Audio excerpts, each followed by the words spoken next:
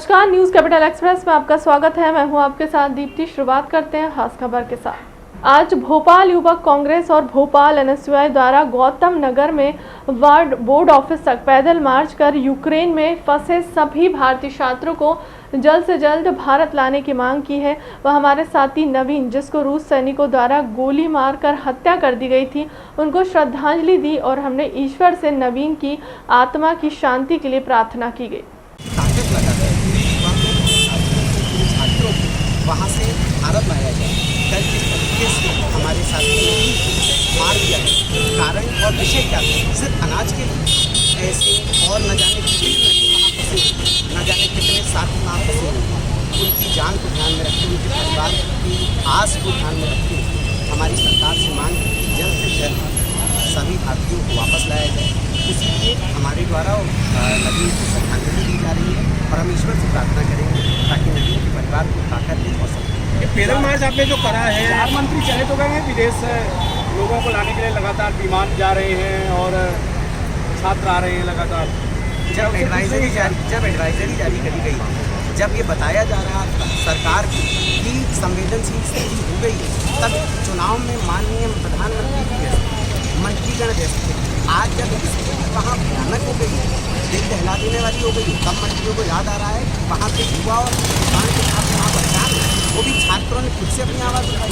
सम्मानित मीडिया के माध्यम से जानकारी लग रही है कि छात्रों को किस तरीके से वहाँ परेशानी झेलनी पड़ी। अन्यथा माननीय मंत्रियों के महोदय जितने मंत्री हैं उनके हिसाब से तो आज भी सब कंट्रोल है। मंत्रालय पार्क में हुआ वंदे मातरम का गायन। वंदे मातरम में शामिल हुए चिकित्सा शिक्षा मंत्री विश्वास सारंग। चिकित्सा शिक्षा मंत्री ने कहा कि सीएम के निर्देश और भावनाओं के तहत ये कार्यक्रम हर महीने आयोजित होता है। जिन क्रांतिकारियों ने बलिदान दिया, उनके मार्ग पर चलकर देश प्रदेश को आत्मनिर्भर बनाएंगे। पैथोलॉजी जांच को लेकर कहा उन्होंने कि हमने निश्चित किया है कि मेडिकल कॉलेज के जो भी अस्पताल हैं उनमें चिकित्सा व्यवस्था को हम पूरी तरह से चुस्त दुरुस्त करेंगे। इसलिए जो पैथोलॉजी की जांच है उसको आउटसोर्स करने की व्यवस्था करने का फैसला लिया गया है।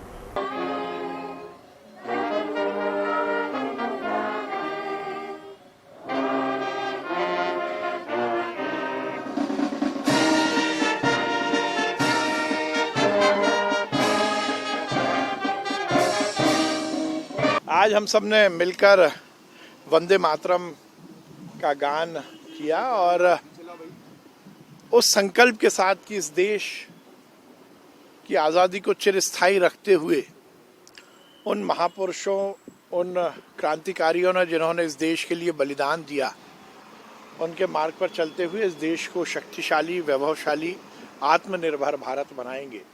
और जब हम आत्मनिर्भर भारत बनाने की बात करते हैं तो निश्चित रूप से अपने प्रदेश मध्य प्रदेश को भी हमें आत्मनिर्भर बनाना होगा। इसी संकल्प के साथ ये कार्यक्रम का आयोजन हर महीने होता है। माननीय मुख्यमंत्री जी के निर्देश और उनकी भाव और भावना के अंतर्गत ये कार्यक्रम आयोजित होता है। देखिए, हमने ये निश्चित किया है कि हमारे मेडिकल कॉलेज के जो हॉस्पिटल्स हैं उनमें चिकित्सीय व्यवस्था को हम पूरी तरह से चुस्त दुरुस्त करें और इसलिए हमने ये निश्चित किया है जो पैथोलॉजी की जांच हैं वो हमारे मेडिकल कॉलेज से संबद्ध अस्पतालों में पूरे समय हो सके और सभी तरह की जांच हो। उसके लिए हमने आउटसोर्स करने की इस व्यवस्था का निश्चय किया है और उसके लिए जल्द से जल्द टेंडर आने वाले हैं और ये सुनिश्चित किया जाएगा कि हमारे मेडिकल कॉलेज से संबद्ध अस्पतालों में पूरे समय और सुव्यवस्थित पैथोलॉजी की जाँच हो सके। मध्य प्रदेश की राजधानी शहर भोपाल के बीचों बीच स्थित शिफा अस्पताल को कई सारी सुविधाओं को लेकर आपके शहर में मौजूद है। शिफा अस्पताल के 1 साल के कार्य पूरे होने पर यहां पर विशेष कार्यक्रम का आयोजन किया गया है। इस कार्यक्रम में विशेष अतिथि के रूप में doctor Adil Hussain, doctor नयाब, doctor Nusrat Siddiqui विशेष रूप से उपस्थित रहे। मैं मध्य प्रदेश के राजधानी भोपाल शहर के शिवा हॉस्पिटल में मौजूद हूँ। यहाँ पर एक हॉस्पिटल का जो साल भर जो हॉस्पिटल ने बहुत अच्छे से चलाया, उसे इनॉग्रेशन में उनको ओनर से बात करना चाहता हूँ कैसा क्या सिस्टम रहा और आपका क्या प्रोग्राम रहा यहाँ पर। सर, क्या नाम है आपका? मेरा नाम मोहम्मद फैज़ान हुसैन है। फैज़ान साहब, क्योंकि साल भर आपका खुदा गुजरा है यहाँ पर हॉस्पिटल के अंदर, हॉस्पिटल बंद था काफ़ी समय से, आपने लोगों ने चालू करवाया, तो किसी के कंडीशन क्या हालत है अभी? देखिए, हॉस्पिटल बंद तो नहीं था, लेकिन यह है कि थोड़े खस्ता हालत में था अल्हम्दुलिल्लाह अल्लाह ने हमारे साथियों के ज़रिए से इस हॉस्पिटल की नींव रखी और एक सोच लेके चले कि क्यों ना इस वक्फ के इदारे को फिर से ज़िंदा किया जाए और जो इतनी बड़ी स्पेस हार्ट मतलब आप ये कहें कि सिटी के बीचों बीच कहीं मौजूद नहीं है, तो क्यों इसका सही इस्तेमाल करके लोगों की खिदमत को अंजाम दिया जाए, उसकी एक कोशिश करी और अल्हम्दुलिल्लाह 1 साल हो भी गया, पता भी नहीं चला। क्या क्या फैसिलिटी अपने हॉस्पिटल में? अल्हम्दुलिल्लाह आज 6 डिपार्टमेंट्स लाइव हैं, जिसमें गायनी डिपार्टमेंट है और मसूरात की सर्विसेज के लिए, उसके साथ साथ डेंटल डिपार्टमेंट है, मेडिसिन डिपार्टमेंट है, आई का डिपार्टमेंट है जहाँ तमाम ऑपरेशंस किए जा रहे हैं, उसके साथ साथ सर्जिकल डिपार्टमेंट है, तमाम सर्जरीज़ को अंजाम दिया जा रहा है और डायग्नोस्टिक डिपार्टमेंट है जिसमें यूएसजी और तमाम टेस्ट मौजूद हैं। क्या संदेश है आपका शहरवासियों के प्रदेशवासियों के लिए? देखिए, मेरा संदेश सिर्फ इतना है कि आज इंसानियत को बहुत बड़ी ज़रूरत है कि इस सर्विस जो पहले कहते थे ना, 2 चीज़ें थी जिसके अंदर इंसान को क्या कहते हैं उनकी बेसिक नीड है, जिसमें से एक है एजुकेशन और दूसरी है मेडिकल सर्विसेज। इसी पे कहते हैं कि पुराने ज़माने में लोग डॉक्टर को भगवान का दर्जा देते थे। क्यों? क्योंकि वो खिदमत करते थे, वो इंसान को बचाने की कोशिश करते थे, इंसान किस तरह अच्छा हो जाए उसकी मेहनत करते थे। तो आज जो भी हॉस्पिटल, जो भी डॉक्टर्स इस बात को सुन रहे हैं वो ये याद रखें कि हमारा जो प्राइम मकसद है वो इंसानियत की खिदमत है, ना कि पैसा। हमारा प्राइम मकसद ये होना चाहिए कि इंसान का 1 रुपये की गोली में इलाज अगर हो जाएगा तो वो 1 रुपये की गोली ही दी जाए, ना कि हम उसे 100 रुपये की गोली दें और तमाम टेस्ट लिखें। तो कोशिश ये की जाए कि इंसान का कम से कम कीमत में उसको इलाज दिया जाए, ताकि जहाँ वो आज माली हालात से परेशान है उसको कहीं तो सुकून मिले। तो इसी नियत को रखते हम फ्राइडे के दिन फ्री ओपीडी रखते हैं, फ्राइडे के दिन फ्री डिलीवरी रखते हैं, टेस्ट में भी काफ़ी मुनासिब कीमत रहती है, सोनोग्राफी भी 499 में करते हैं, सरकमसिजन भी फ्री में करते हैं, फ्री एम्बुलेंस सर्विस भी दे रहे हैं डिलीवरी महिलाओं को। तो ये सारी सहूलतों की जड़ अगर आप जाएंगे तो इसकी जड़ यही है कि लोगों की परेशानियों को हल किया जाए। यूक्रेन पर रूस के द्वारा किए गए हमले के बाद से यूक्रेन देश आग में धधक रहा है। इधर भारतीय लोग जो कि यूक्रेन में रहकर पढ़ाई या फिर नौकरी कर रहे थे वहाँ भी दहशत में हैं। सबसे ज़्यादा अगर किसी को परेशानी हो रही है तो वहाँ है छात्रों को, जो कि वहाँ पर अपने आप को अकेला महसूस कर रहे हैं। हालांकि भारत सरकार यूक्रेन में फंसे छात्रों को लगातार वापस लाने का प्रयास कर रही है। कल जबलपुर की शुभी गुप्ता के बाद आज सुनिधि सिंह की वतन वापसी हुई है। सुनिधि आज सुबह दिल्ली से डुमना एयरपोर्ट पहुंची, जहां भाजपा नेता और उनके परिजनों ने पुष्पगुच्छ देकर स्वागत किया। सुनिधि ने बताया कि यूक्रेन के हालात लगातार बिगड़ते जा रहे हैं। उसके कई साथी और भारतीय छात्र अभी भी वहां फंसे हुए हैं।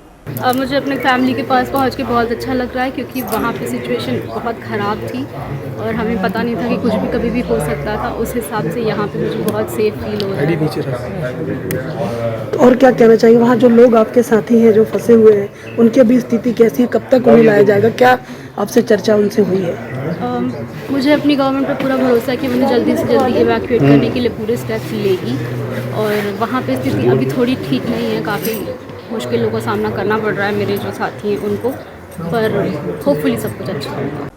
मंत्री भूपेंद्र सिंह के बंगले पर नगरपालिका के पार्षदों व अध्यक्षों का अनिश्चितकालीन धरना। मध्य प्रदेश में नगरीय निकाय व नगरपालिका के कार्यक्रम को समाप्त हुए लगभग 2 साल के आसपास का समय हो चुका है। ऐसे में सरकार के द्वारा प्रशासकों की नियुक्ति की गई है। नियमों को अगर माने तो प्रशासन को केवल 6 माह का ही कार्यकाल संभालने का अधिकार होता है, लेकिन सरकार के द्वारा अभी तक चुनाव को लेकर कोई निर्णय नहीं लिया गया है, जिसके विरोध में आज श्योपुर नगर पालिका के अध्यक्ष दौलत राम गुप्ता के नेतृत्व में आज मंत्री भूपेंद्र सिंह के बंगले के बाहर धरना दिया गया। ये जो लोग धरने पे बैठे हैं ये संपूर्ण मध्य प्रदेश के नगरीय निकायों के अध्यक्ष और पार्षदगण हैं। हमारी मुख्य मांगे हैं कि नगरीय निकायों में 2 वर्ष से चुनाव नहीं हुए हैं, या तो तत्काल चुनाव कराए जाएं या फिर जो पूर्व में जो जनप्रतिनिधिगण थे अध्यक्ष और पार्षद उनको प्रभार दे दिया जाए। वर्तमान समय में नगरीय निकायों में प्रशासक के अधीन कार्य चल रहा है। प्रशासक को इतना समय नहीं होता है, कलेक्टर को टाइम नहीं है, एसडीएम को टाइम नहीं है, वही लोग नगरीय निकायों के प्रशासक हैं और उनके अनदेखी के कारण नगर पालिकाओं में नगर परिषदों में भ्रष्टाचार चरम पर है। कोई काम नहीं हो रहा, लोग चक्कर लगा रहे हैं। पीएम आवास जैसे गरीबों की मदद के लिए जो मकान बनाए जाते हैं उनमें 50-50 हज़ार रुपये नगरीय निकायों का अमला वसूलता है, पटवारी वसूल लेता है।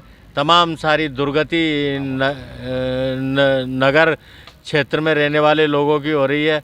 नामांतरण नहीं हो रहे हैं, सफाई की ओर कोई ध्यान नहीं है, पानी की सप्लाई की ओर कोई ध्यान नहीं है, बल्कि धुतकार के नागरिकों को भगा दिया जाता है। ऐसी स्थिति में बिजली के बिलों से भी परेशान है लोग, नगरीय निकायों से बहुत परेशान है। ऐसी स्थिति में या तो तत्काल चुनाव कराए जाएं या फिर पूर्व से जो जनप्रतिनिधिगण थे उनको बैठाया जाए। आज आप यहाँ पे आए तो मंत्री जी से मुलाकात? मंत्री जी प्रवास पर गए हुए हैं। पहले ये सूचना थी कि मंत्री जी उपलब्ध होंगे, पर यहाँ प्रवास पर है। आगे की आपकी क्या रणनीति? आगे की रणनीति अनिश्चितकालीन धरना है। अच्छा। हाँ, और 7 तारीख से विधानसभा शुरू होने वाली है, तब आगे का आंदोलन का प्लान बनेगा। पूरे मध्य प्रदेश के अध्यक्ष और पार्षद यहाँ पर धरने पे हैं। अनिश्चितकालीन धरना है हमारा, और हमारी मांग है जिस तरह से पंचायतों को, जनपद जिला पंचायत को अधिकार दिए गए, उनको चार्ज दे दिया गया, उसी तरह से हम भी चाहते हैं कि हमें चार्ज दे दिया जाए, क्योंकि नगरीय निकाय में जनता का डायरेक्ट कनेक्शन होता है जनप्रतिनिधियों से। साफ़ सफाई का मामला हो, स्वच्छता अभियान का हो, चाहे वह आवास का निर्माण का सैंक्शन करने का हो, किस्तें डालने का हो, और सारी व्यवस्थाएँ ठप पड़ी हैं। वहाँ का प्रशासक को टाइम नहीं है कि वहाँ नगरीय निकाय में जाके, नगर पालिका में जाके या महापौर नगर निगम में जाके काम देख सके। जनता परेशान है, वार्डों में झाड़ू नहीं लग रहा है, नालियाँ सफाई नहीं हो रही, निर्माण कार्य ठप पड़े हैं, आवास योजना तितर बितर हो रही है, तमाम भ्रष्टाचार चल रहा है, चाहे किस्तों की बात हो, चाहे नई कुटीरों की बात हो, सब में डिमांड की जा रही है। इस तरह से जनता भुगत रही है। तो चूँकि हम जनप्रतिनिधि रहे हैं तो हमें बड़ा दया आती है, हमें बड़ा अफसोस होता है कि हमने 5 साल में हमारे शहर को हमने सजाया था, वो खंड-बंद हो रहा है, गंदगी हो रही है। हमारे प्रधानमंत्री के जो स्वच्छता अभियान है वो भी ठप हो गया है, कोई ध्यान नहीं दे रहा है। इसलिए हमें या तो चुनाव तत्काल कराए जाएं नगरीय निकाय के, या फिर हमें चार्ज दे दिया जाए जिस तरह से पंचायत जनपद को दिया गया। नहीं तो हम अनिश्चितकाल धरने पे हम लोग बैठे हैं, पूरे मध्य प्रदेश के लोग आते जा रहे हैं, और विधानसभा पे भी हम प्रदर्शन करेंगे अगर हमारी मांगें पूरी नहीं की गई तो। कहाँ के लोग यहाँ पे? अभी तो प्रदेश के काफ़ी नगरीय निकाय के पार्षद और अध्यक्ष आ गए हैं और आते जा रहे हैं लोग। जबलपुर में बिजली के दामों को बढ़ाने की पूर्व क्षेत्र विद्युत वितरण कंपनी के प्रयासों को सफल नहीं होने देने कंपनी द्वारा रेट बढ़ाने का प्रस्ताव लेकर नियामक आयोग में जाने का नागरिक उपभोक्ता मंच ने कड़ा विरोध किया है। शीघ्र अधिकारियों को ज्ञापन सौंपकर सभी जिलों में बिजली के दामों को बढ़ाने का विरोध करते हुए बड़े बकायेदारों को छोड़कर बिजली विभाग आम आदमी का शोषण कर रहा है। लोगों के भारी भरकम बिल आ रहे हैं और लाइन काटने की धमकी देकर बिजली अधिकारी पूरा बिल वसूल रहे हैं।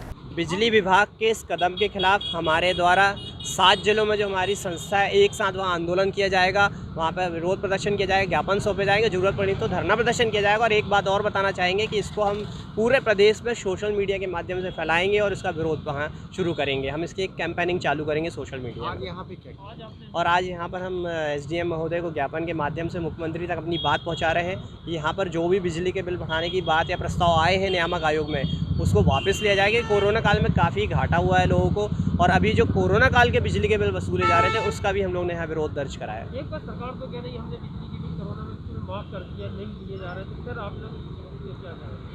देखिए, वो घोषणा बस थी जो उस समय 2020 में की गई थी, लेकिन अगर आप जाएंगे शहर में ही चले जाइए तो आपको ऐसे सैकड़ों लोग मिलेंगे, परिवार, जिनसे आज 10-10, 15-15, 20-20 हज़ार का बिल इकट्ठा वसूला जा रहा है। पूछा जाता है तो वो कहते हैं कि ये कोरोना काल में जो जिस अवधि में मना किया गया था या छोड़ा गया था, बिल माफ़ किया गया था, वो वसूल रहे। और हमारे माननीय मंत्री जी स्वयं कह चुके हैं कि 40% रिबेट के साथ ये कोरोना काल के आप बिल जमा कीजिए, इसमें आपको इतनी छूट मिलेगी। मतलब ये सरकार का धोखा है, तो स्वाभाविक है कि विरोध तो करना ही पड़ेगा।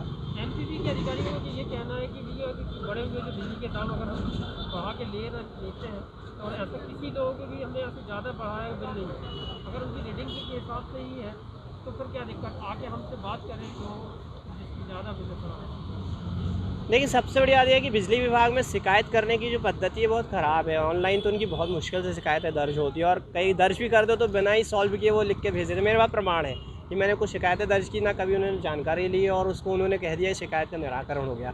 तो कहीं शिकायतें पहुंचती भी है तो वो उस पर निराकरण नहीं करते हैं। तो एक ये सिस्टम में कमी है। दूसरी बात, जो बिजली के बिल जो कह रहे हैं जेन्यून है उनके रेट, तो मैं आपको बताना चाहूँगा कि इन्होंने बहुत सारे MOU इस तरह के कर रखे हैं, हज़ारों करोड़ रुपए के बिजली कंपनियों ने दूसरी प्राइवेट कंपनियों से, भले ही वो बिजली का बिल ना लें लेकिन उनको पे करना पड़ता है। तो इस कमी को पूरी करने के लिए कहीं ना कहीं ये बार बार बिजली के बिल बढ़ाने की बात करते हैं। और नियामक आयोग क्यों गए, फिर क्यों बढ़ाने की बात की अगर इन्होंने कहा है कि हम जेन्यून ले रहे हैं? तो इनकी दोगली बातें हैं, करते कुछ हैं और दिखाते कुछ। जन सुनवाई है उसका भी विरोध करेंगे आप लोग? स्वाभाविक है, हम इसका बहिष्कार करेंगे। मध्य प्रदेश विधानसभा अध्यक्ष गिरीश गौतम ने आगामी विधानसभा की तैयारियों को लेकर विधानसभा का निरीक्षण किया।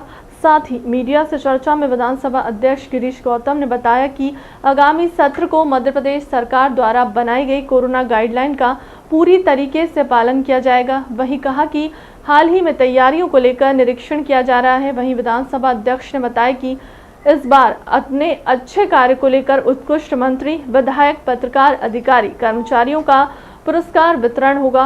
वहीं एक मंत्री, 2 विधायक, एक प्रत्येक पक्ष का होगा और एक सत्ता पक्ष का होगा। उत्कृष्ट अधिकारियों, उत्कृष्ट कर्मचारी सहित एक इलेक्ट्रॉनिक से पत्रकार और एक प्रिंट मीडिया से पत्रकार को पुरस्कार से सम्मानित किया जाएगा। लोकसभा स्पीकर भी आ रहे हैं, उनको लेकर भी तैयारियों का जायजा लिया जा रहा है। वहीं विधानसभा अध्यक्ष ने बताया कि इस बार सत्र में 4,500 के लगभग प्रश्न आए हैं, जिसमें आधे आंतरिक और आधे तांत्रिक प्रश्न हैं। विधानसभा में नवाचार करने आ रहे हैं, जिसका खुलासा 7 मार्च को करूंगा। सत्र में मध्य प्रदेश सरकार की जो कोरोना के संबंध में गाइडलाइंस उसका अच्छे से पालन करेंगे। ये हाल तो इसलिए इसका निरीक्षण कर रहे हैं कि 9 तारीख को उत्कृष्ट विधायक, उत्कृष्ट मंत्री, उत्कृष्ट अधिकारी, पत्रकार सबका पुरस्कार वितरण होना है। हमारे माननीय लोकसभा के स्पीकर साहब आ रहे हैं, तो उसकी भी तैयारी का जायजा ले रहे हैं कि कैसे करना, क्या करना। और सत्र में करीब 4,500 के आसपास प्रश्न आ चुके हैं, उसमें से अतारांकित आधे हैं, आधा अतारांकित है। तो अपनी तरफ से तैयारी पूरी है विधानसभा। सर, जो उत्कृष्ट पुरस्कार दिए जाएंगे, कितने पुरस्कार है, किस तरह से? एक उत्कृष्ट मंत्री का 1 होगा, उत्कृष्ट विधायकों के 2 होंगे, एक प्रतिपक्ष का होगा, एक सत्ता पक्ष का होगा। उत्कृष्ट अधिकारी का 1 होगा, उत्कृष्ट कर्मचारी का 1 होगा, एक पत्रकार इलेक्ट्रॉनिक मीडिया का होगा, एक पत्रकार प्रिंट मीडिया का। इतने 6 पुरस्कार होंगे। सर, लंबे समय से ये तैयारी चल रही थी लेकिन हो नहीं पाता था पहले। मैं इसीलिए तो तैयार कर रहा हूँ कि इस बार कर ही दूँ इसको।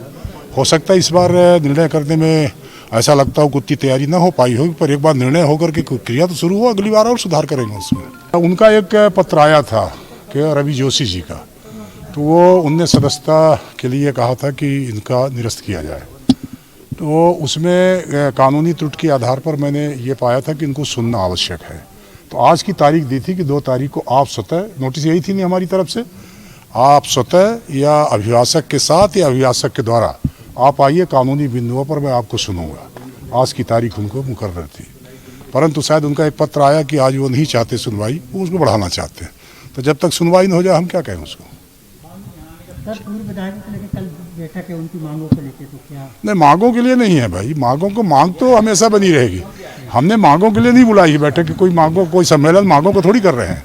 हमने इसलिए बुलाया कि विधानसभा के भीतर ये भी एक नवाचार होना चाहिए कि जिनने इस विधानसभा में काफ़ी समय गुजारे हैं, किसी कारण से नहीं आ पाए, तो उनका भी एक बार सुख दुख देख लूँ, उनसे मिल लूँ, बातचीत कर लूँ, एक दूसरे को गेट टुगेदर टाइप का कर दूँ, तो इसमें कोई बुराई तो है नहीं, इसलिए मैंने बुलाया उनको। वरिष्ठ अधिकारियों के मार्गदर्शन में क्राइम ब्रांच की विशेष टीम द्वारा भोपाल क्षेत्र सहित प्रदेश और अन्य राज्यों में किसानों से मछली पालन करने के नाम पर करीबन 100 करोड़ रुपए की धोखाधड़ी करने वाले फरार आरोपी को गिरफ्तार करने में सफलता हासिल की है। घटना का विवरण इस प्रकार है कि प्रार्थी कपिल दुबे साथ एवं अन्य किसानों के साथ आवेदक गण fish Fortune production company Gurgaon के संचालक ब्रिजेंद्र कश्यप और उनके सहायक संचालक प्रोटेम धर्मेंद्र ठाकुर, प्रहलाद शर्मा और मनोज कटारे के द्वारा अगस्त 2019 से षड्यंत्र पूर्वक धोखाधड़ी करने और आपराधिक न्याय भंग करने पर थाना क्राइम ब्रांच भोपाल द्वारा अपराध क्रमांक धारा 420, 409, 120 भादवी का पंजीबद्ध किया गया है। जी, दरअसल ये फिशरीज में ठगी को लेकर स्पेशली MLM के स्कीम के बेसिस पे जो है ये पहले एक FIR की गई थी। इस FIR में 2 आरोपियों को जो है गिरफ्तार किया गया है। पहले भी 2 आरोपियों की जो गिरफ्तारी हुई थी, बाकी जो लोग हैं वो फरार चल रहे हैं। इसमें मुख्य आरोपी हैं आपको विजेंद्र कश्यप और विनय शर्मा, ये जो है अभी भी फरार हैं। और जो 2 व्यक्तियों को गिरफ्तार किया गया है, प्रहलाद शर्मा हैं और इनके बाद जो दूसरे व्यक्ति हैं, इन सभी के जो है इनके बेटे हैं। बेसिकली ये दोनों जो है इनके अकाउंट में रेगुलर ट्रांजैक्शंस होते थे, लगभग लाखों के ट्रांजैक्शंस थे। पूरा का पूरा ये एमओ कुछ इस तरीके से था कि पॉन्ड बनाने को लेकर आधा एकड़ एवं 1 एकड़ में लगभग 5.5 लाख या 11 लाख रुपए जो लेते थे। और इनका पूरा का पूरा एमओ था कि ये 15 किस्तों में 35-35 हज़ार रुपये करके इनको वापस करेंगे। कुछ को पैसे मिले थे वापस और कई को जो है पैसे फिर नहीं मिले थे, पूरे ये पैसे लेकर के भाग गए थे। इसी परिप्रेक्ष्य में इनकी गिरफ्तारी की गई है। आगे भी जो व्यक्ति हैं इनके ऊपर 82 तरह से कार्रवाई, इनाम घोषणा की कार्रवाई की जा रही है और इनकी जल्द से जल्द गिरफ्तारी की जाएगी। लगभग 340 जो है अभी डेटा है कि 340 तालाब बनाने को लेकर के हुआ तो लगभग 340 व्यक्तियों की जो है इसमें जो है निशाना बनाया गया था प्रत्यक्ष रूप से। और भी जो कोहे फिजा में लैपटॉप और जो भी कंप्यूटर के रिसोर्सेज है वो जब्त हुए हैं, इनसे और डिटेल्स जो है निकाली जा रही है फॉरेंसिक के माध्यम से। और भी जैसे जिन जानकारी आएगी हम आपके साथ शेयर करेंगे। और बाकी और भी जिस तरह से फॉरेंसिक जब होगा कंप्यूटर का, तो जो भी एक्सेल फाइल के बेसिस पे जितने भी ट्रांजैक्शंस हुए हैं उसकी बेसिस पे और जो है जानकारी मिलेगी। ट्रांजैक्शन 100 करोड़ से ज़्यादा की जो है लगभग 6 खातों में मिले हैं और इसके और जानकारी निकाली नकदी इनसे जब्त हुई? नकदी नहीं इनकी हुई है, लेकिन इनसे अब जो भी डॉक्यूमेंट्स हैं, कौन कौन से डॉक्यूमेंट्स इनसे जब्ती हो सकती है। सर कितने खाते इनके सीज किए गए हैं अभी तक 6 खातों की जानकारी है। फ्रीजिंग के लिए जो है इनके 2 अकाउंट्स अभी जो प्रहलाद शर्मा है और जो दूसरे व्यक्ति हैं, इन सभी की जो है जो भी खाते हैं उनके बारे में जानकारी ली जा रही है। जो भी जब्ती है वो समय अनुसार। ये दोनों बाप बेटे बताए जा रहे हैं? बिल्कुल इस तरह से जो है। ये जो किसान है 340 का जो आपने आंकड़ा मध्य प्रदेश का और अभी जो जानकारी है उसमें मध्य प्रदेश की हैं, बाहर के और भी जो भी जानकारियाँ हैं वो ली जा रही है। ये 340 का आंकड़ा बढ़ सकता है दूसरे अगर राज्यों के? बिल्कुल बढ़ सकता है। जैसे ही फॉरेंसिक होगा लैपटॉप का तो और कौन कौन से व्यक्ति हैं जिनके जो इनके साथ इन्वॉल्व थे उसकी डेटा और आ सकती है। आपने 100 करोड़ के ऊपर की ट्रांजेक्शन बताई, लेकिन कैश बिल्कुल सब इसके बारे में जानकारी आयोग से ली जा रही है। दरअसल जो है यूजुअली जो है कैश का किस तरीके से इन्होंने मोबिलाइज़ किया है, कैश किस तरह से इन्होंने जो है दूसरे अकाउंट्स में ट्रांजैक्शन कर दिया है, ये भी जो है एक बहुत इंपॉर्टेंट है। इसको भी जो है ध्यान में रख के जो है कोई पैसे का इन्वेस्टमेंट वगैरह बिल्कुल इसको इन्वेस्टिगेट किया जा रहा है कि किस तरीके से जो है इनका पूरा का पूरा ट्रेल जो है मनी कर रहा है।